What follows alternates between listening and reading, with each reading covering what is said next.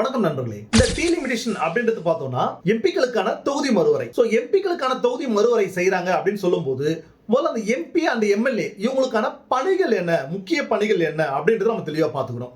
So இவங்க ரெண்டு பேருக்குமான முக்கிய பணிகள் அப்படின்னு பார்த்தோம்னா ஒரு 5 பணிகள் இருக்கு.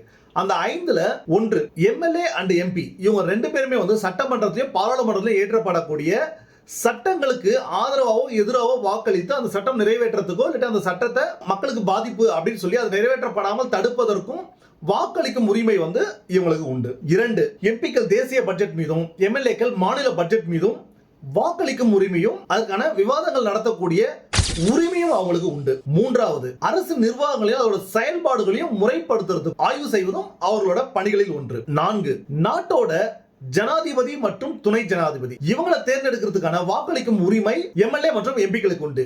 அதாவது எம்எல்ஏ மற்றும் எம்பி ஜனாதிபதி மற்றும் துணை ஜனாதிபதியை தேர்ந்தெடுக்கக்கூடிய இடத்துல மக்கள் பிரதிநிதிகளா இவங்க செயல்படுறாங்க. 5 தொகுதி மேம்பாட்டு நிதியை கொண்டு தொகுதி மக்களுக்கான நலத்திட்டங்களையும் வளர்ச்சிக்கான திட்டங்களையும் செயல்படுத்தக்கூடியது இவங்களோட இன்னொரு முக்கியமான பணி. ஆக மொத்தம் இந்த 5 பணிகள் வந்து இவங்களுக்கான பணிகள்.